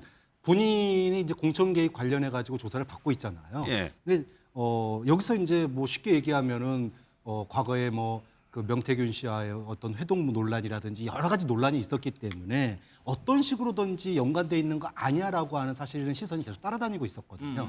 그러니까 뭐 하나 딱 잡았을 때, 그 소위 말해서 건수 잡았을 때 자신은 그런 것과 연관이 없는 사람이다. 어떤 자신은 소위 말해서 깨끗하고 죄 없다. 뭐 이런 부분들의 이미지를 갖다가 이렇게 그 소위 틈새라도 이렇게 만들고 가는 거 아니냐. 좀 그런 점에서는 단순한 말실수였는데 이 단순한 말실수가 그거 알고 보니까 통일교 아니고 공천 개입했어요. 제가 말실수했어요. 그러는데 아니 그럴 거면 공천 개입도 얘기하지 말아야지. 그런데 내 이름 올리는 것 자체가 의도 아니냐. 이렇게 물어보는 거죠. 그러니까 공천 개입 관련해서도 본인은 죄 지은 거 없다. 이 부분을 갖다가 조금 더 우려먹고 싶은 그런 의도가 있는 것 같다라고 보는 거죠. 근데 여기서 정말 어떤 표현을 썼냐면 이준석 대표가 조금 더 두려워하시라고 수용 여부는 안 밝히고 이게 무슨 의미일까요? 글쎄, 뭐 이거 갖고 이준석 대표가 명예를 훼손했으니까 명예훼손 소송을 하겠다는 뜻인지 그렇게 해석될 수 있는 여부가 충분한데 저는 뭐 수용 여부에 그러면 가부를 명예훼손 관련해서 소송하는지 안 하는지 그걸로 판단하면 될 것 같아요. 그러니까 지금은 뭐 명확한 입장을 밝히진 않았지만 근데 정치인들끼리 이 정도 문제 가지고 소송까지 가는 것은 뭐 바람직하지 않은 문제라고 생각해야죠. 뭐 저는 사과 받아준 거로 보이는데요. 이게 이준석 대표 어법인데 그 사과에 대해서 밝히지 않겠다. 그리고 이제 두려움을 느끼는 것 같다. 이렇게 하는 것 자체가 이제 이준석 대표식 약간 논리기입니다. 일종의 논리기고 이게 어쨌든 노이즈 마케팅이 되잖아요. 이준석 대표 같은 경우는 그 만약에 사과를 안 받을 거였으면은 법적 조치하겠다. 난 사과 받을 수 없다. 그렇게 말하는 스타일이에요. 저건 이제 밝히지 않는다는 건 사과를 받았다라고 전 보고 있고 다만 이제 자기가 저렇게 놀리는 것은 조국 대표가 형식적에서 이상하다라고 얘기를 했잖아요. 예를 들어 이런 거죠. 자기가 착각했다. 그래서 사과한다. 그냥 사과만 하면 되는데 착각했다라고 말을 한 거예요. 그러니까 이런 식으로 사과를 해? 그럼 나도 이런 식으로 약 올려줄 거야. 이준석 대표의 소위 말하는 어법이기 때문에 저는 충분히 이거는 어느 정도 받아줬다라고 보고 있고 조금 더 이제 괴롭혀서 요즘 마케팅 통해 가지고 좀 이슈 마케팅엔 좋을 거라고 봅니다. 근데 강선수 두 사람, 두 당이 교집합이 거의 없잖아요. 그렇죠. 정치권에서 어떻게 보면은 굉장히 멀리 있는 사이 아닙니까? 그런데 하나 교집합이 있습니다. 뭐예요? 그러니까 이제 뭐 조국 혁신당은 아무래도 좀 민주당에게 우호적이면서 좀 이렇게 우호정당이다라는 오해를 많이 받고 또 이제 이 개혁신당도 사실 뭐 국민의힘 이중대 아니냐 뭐 이런 얘기 많이 듣잖아요. 그리고 이제 본인들의 볼륨이나 스피커가 정치 전반에서 사실 많이 작습니다. 그렇기 때문에 언론에 또 주목받기도 어렵고 그렇기 때문에 사실 저렇게 주거니 받거니 하면 또 이렇게 기사에도 한 줄 나오고 또 우리가 이렇게 논하는 거 아니겠습니까? 그래서 그런 공통점은 좀 있는 것 같습니다. 박 교수님도 그렇게 보세요? 그건 뭐 거의 그 자신들이 서로가 핑퐁하면서 서로의 존재감을 키워주는 뭐 그런 정치적인 화법들을 지금 쓰고 있는 거 아닌가라는 생각도 들어요. 좋은 의미에서 관심받기 좋아한다는 두 분의 특징은 공감대가 있는 거죠. 이게 부정적 의미 아닙니다. 부정적인 의미 아니고. 다음은 이제 이런 주장이 나왔습니다. 전직 대통령에 대해서 이제 예우를 복원해야 한다는 주장이 국민의힘에서 나왔는데 유형아 의원이 얘기한 겁니다. 공청회까지 했다고 하는데 우선 보겠습니다. 두 분은 제대로 된 대통령 예우를 받지 못하고 있습니다. 그 이유가 개인의 어떤 불찰도 있었겠지만 저는 우리 현대 사회에서 치명적인 정치 보복의 역사가 악순환된 결과라고도 저는 보고 있습니다. 전직 대통령에 대한 예우는 어떤 특정인에 대한 예우라기보다는 그 시대를 함께한 국민의 예우라고 저는 그렇게 생각하고 있습니다. 전직 대통령법 개정안을 준비한다는 얘기인데 이 논리는 이렇게 들었습니다. 그 시대를 함께한 국민에 대한 예우를 하는 게 아니냐. 지금 법을 보면은 탄핵되거나 파면당하거나 금고 이상이 확정이 되면은 전직 대통령의 예우가 박탈이 돼 있습니다. 여기에 해당하는 대통령이 3명 있어요. 먼저 정말 이 3명 모두가 지금 보수 진영 출신의 대통령이란 말이에요. 안타까운 일입니다. 예. 그런데 사면 복권의 의미, 법적 의미만 놓고 보면 예. 탄핵 파면돼서 금고 이상형 확정이 되면 전직 대통령 예우를 박탈한다는 것과는 충돌을 하죠. 사면 복권됐다는 것은 복권이라는 것은 권리 자체를 찾는다는 거잖아요. 예. 그러면 기존의 이 탄핵과 파면됐을 때 박탈되는 권리도 함께 따라와야 한다는 의미가 있다고 보는데 이 부분과 관련해서는 정말 단언해서 말씀드리기는 어려울 것 같아요. 국민 예. 여론이 어떻게 이 화두를 던졌잖아요. 예. 사실 이거를 처리하려면 국민의힘 단독으로 할 수는 없는 그렇죠. 겁니다. 예. 그래서 민심이 국민의힘이 주장하는 바, 유영하 의원이 주장하는 바에 수긍을 해서 이런 정도로 우리가 전직 대통령에 대해서는 예우할 필요가 있겠다라는 공감대가 형성되면 예. 민주당도 따라올 부분이라고 생각하는데 아직 이와 관련해서는 확인된 여론이 없기 때문에 예. 제가 일방적으로 국민의힘이 주장하는 것을 관철시킬 수 있을 것이다라고 얘기하기는 좀 어려울 것 같아요. 저희도 그런 의미에서 이 주제를 한번 다뤄보는 건데 그 3명의 대통령 중 2명이 탄핵되고 파면당하고 1명은 금고 이상의 형을 살았어요. 그런 대통령에게 예우를 복원한다. 여기 저는 절대 공감할 수 없는 게 그러면은 5년 전에 선출한 국민, 그 시대의 국민에 대한 예우라고 한다면 그 사람을 선출한 대통령을 탄핵시킨 그 국민에 대한 예우들은 어디로 가는 겁니까? 자, 탄핵이라고 하는 게 국회에서 국민들이 반대하는데 시도된 적이 있었죠. 예. 시도된 적이 있었고 역풍을 맞아서 열린우리당이 당시 소위 말해서 과반 압승을 하게 된 계기로 이어집니다. 예. 나머지 탄핵들, 지금 현재 2차례의 탄핵은 당시에 압도적인 국민의 요구와 지지가 있었어요. 예. 그리고 또 헌법재판소의 판결이 있었습니다.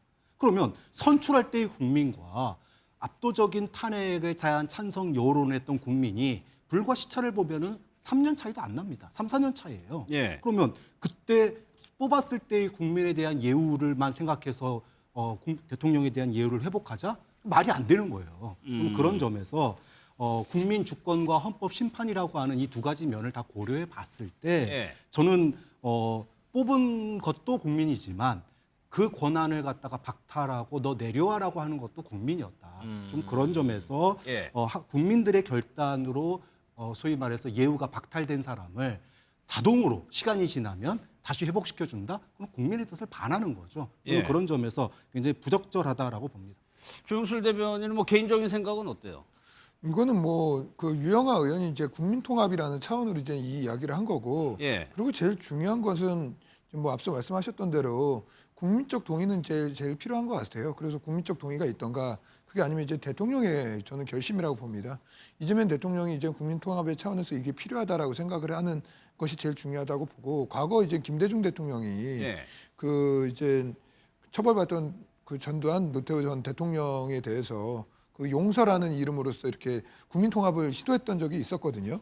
그래서 그 전례를 비춰봤었을 때 이제 현직 대통령이 국민들한테 양해를 구하고 국민통합이라는 차원에서 그걸 하는 것은 그 국가 미래를 위해서도 저는 이제 바람직한 방향이라고 생각을 할 수 있고, 누구나 이게 언제나 자기가 이제 처할 수도 있는 상황이고, 그렇기 때문에 그런 부분들에 대해서는 먼저 국민들한테 양해를 구하는 대통령의 결심이 더 필요하다고 봅니다. 근데 명분이 국민통합인데 가령 이 법이 통과가 됐을 때 국민통합이 될까 싶기도 하고요. 오히려 반대하는 분들도 꽤 있을 테니까요. 그러니까 저는 이제 국민의힘에서는 국가의 미래라고 얘기를 하는데 저는 국가의 미래를 위해서 하면 안 된다고 보고 국민 통합이 아니라 국민 분열이 될 수도 있다고 봐요. 그리고 굳이 우리가 조금 법적으로 좀 따져보면 이명박 전 대통령과 박근혜 그리고 윤석열 전 대통령은 좀 케이스가 다릅니다. 그러니까 이명박 대통령이 그나마 조금 양질인 거죠. 탄핵은 당하지 않았잖아요. 징역 17년. 네. 그나마 탄핵 파면 당했어요. 행정적으로. 근데 이제 박근혜 전 대통령과 윤석열 전 대통령은 탄핵 파면을 당한 거예요. 그러면 우리 이분들도 이제 대한민국 대통령이었으니까 일종의 공직자 아닙니까? 우리 공직자들이 파면을 당하잖아요. 그러면 나중에 대통령이 사면 복권을 해줘도 복권되지 않는 것이 있습니다. 그게 공무원 연금이에요. 연금은 본인이 낸 것만 가져가는 것이지 나라에서 매칭해 준 것은 복권이 안 됩니다. 그런 차원에서 저는 대통령도 이 예우에 대한 것이 현직 일반 공무원들이 받는 그 불이익이 저는 대통령에 대한 예우는 예. 사면복권이 되어도 안 된다라는 것이 저는 행정법상으로는 저는 맞다고 보고 예. 이 부분에 있어서는 우리 조영술 대변인께서 말씀하셨던 것처럼 국민들이 정말로 동의한다면 모르겠지만 국민들이 동의하지 않다면 저거는 예. 국민 분열법이 될 것 같습니다. 이제 사면 복권도 그렇고 근데 여기서 예우까지 해달라고 하면은 만약에 예우가 복원이 된다면 전직 대통령에게 달라지는 아까 연금은 얘기하셨는데 네네. 실질적인 뭐가 있으니까는 유영하 의원이 이 부분을 주장하는 거 아닌가요?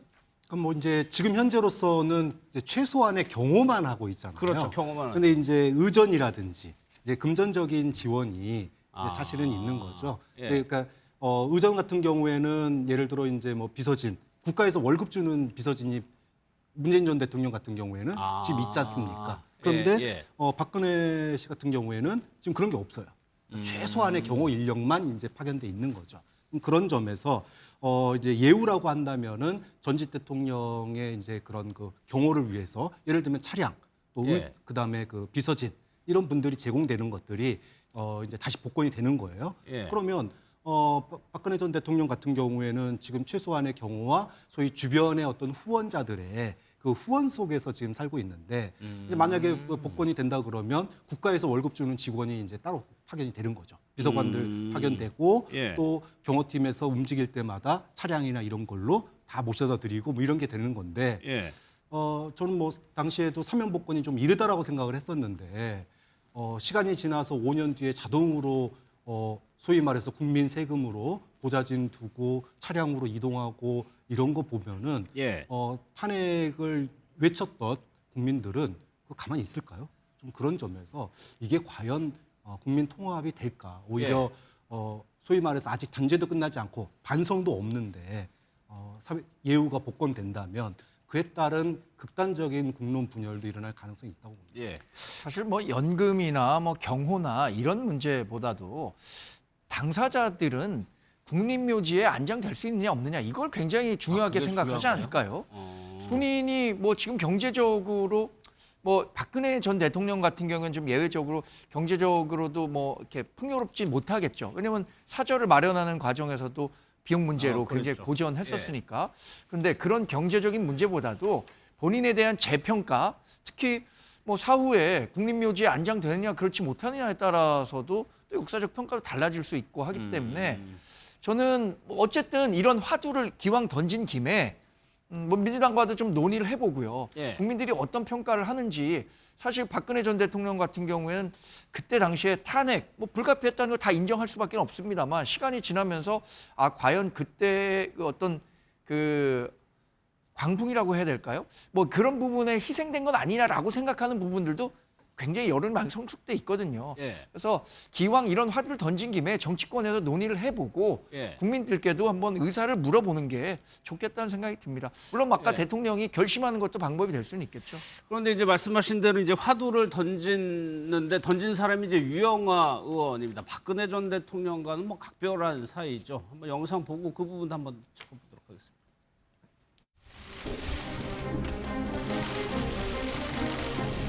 거래 중개성과 역사적 국민의 관심과 알고 있는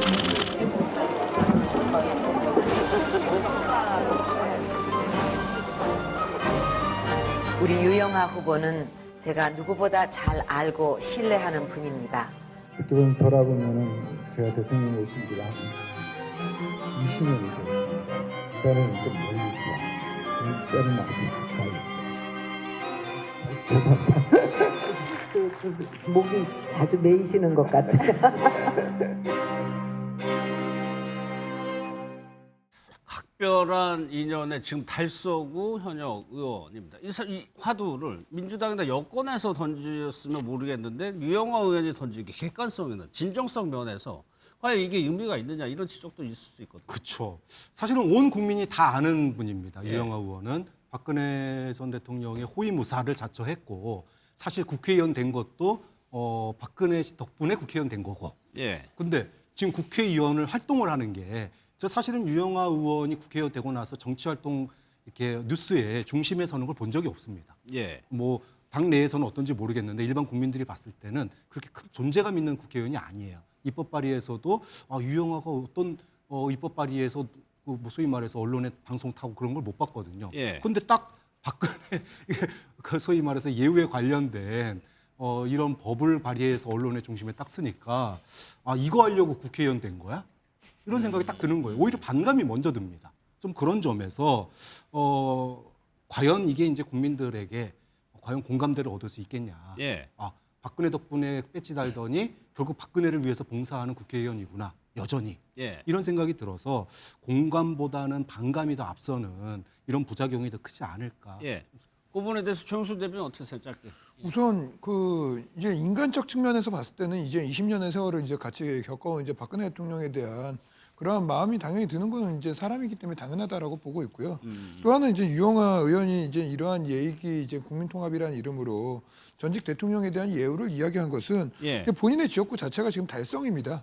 달성이기 때문에 그 자신의 지역구의 정서를 또 이제 국회의원은 또 반영할 수밖에 없거든요. 예. 그리고 그거에 대해서 국민들한테 의견을 묻고 공청회를 진행할 수밖에 없기 때문에 그 지역의 대표자로서 저는 충분히 할 수 있는 이야기라고 보고 있고요. 그게 이제 뭐 폄훼를 받아서도 안 되고 그런 행위가 그리고 그 국회의원의 하나의 정치적 행위로서는 존중을 받아야 될 필요가 저는 있다라고 봅니다. 알겠습니다. 그래가지고 이제 또 재성호 교수 같은 경우는 국민 감정을 헤아려서 신중하게 추진해야 된다. 뭐 저희가 뭐 말씀드린 대로 그런 의견을 내기도 했었습니다.